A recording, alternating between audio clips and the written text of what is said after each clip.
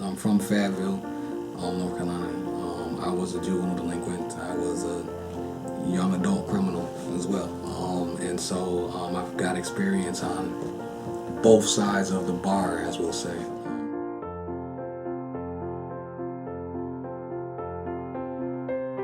Unfortunately, the bulk of my cases are silly, what I consider silly school things.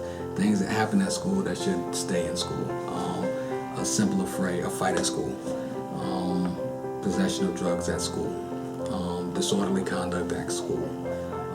Things like that, I don't necessarily think belong in the juvenile court system. I've seen kids, I've heard kids tell me how they feel like they've been treated differently once teachers or principals or school resource officers know. Particularly school resource officers, they know that a particular juvenile has been in the juvenile court system, has been adjudicated delinquent, or was even charged or accused of something and then didn't get adjudicated. The case may have been dismissed. The kids may tend to feel like then the school resource officer has it out for them, is watching them, so they can't even actually be a kid in school without make the same dumb mistakes any other kid makes in school, because now you have an authority figure that has it out for you. So, probably the most egregious case that I can think of is a juvenile who was accused of a felony charge that happened off school grounds, during the time that school was going on, was long-term suspended from school for that conduct.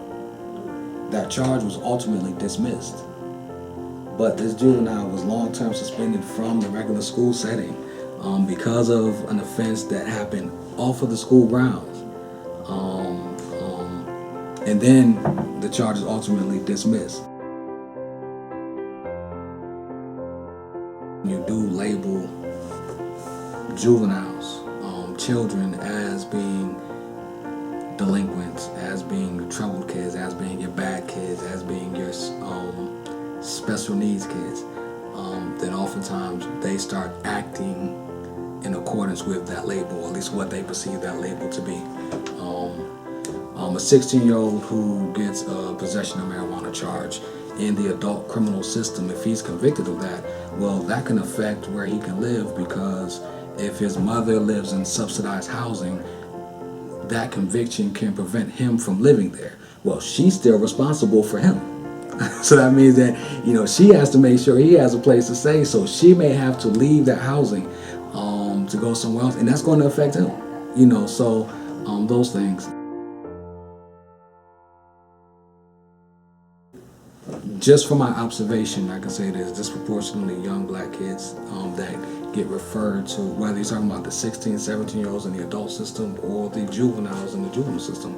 I mean, a lot of the public schools where you have a lot of low-income students who disproportionately might be minority, primarily black,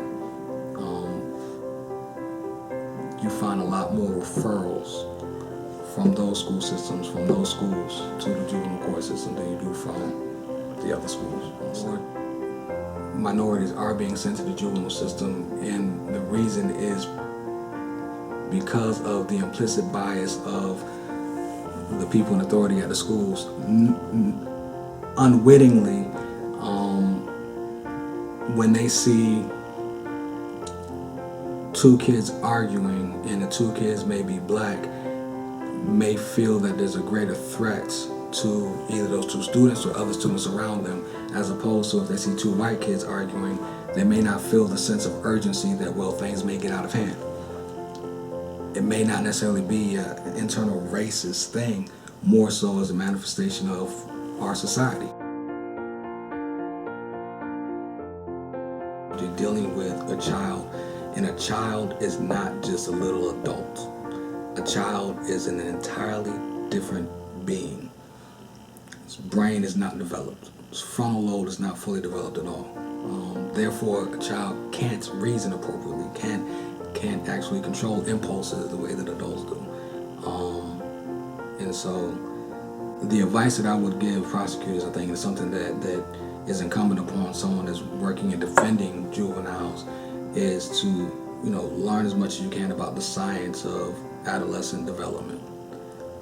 That will go a long way in recognizing that you're not dealing with a criminal defendant, you're dealing with a child who's made decisions in the context of the environment in which the child was brought up in.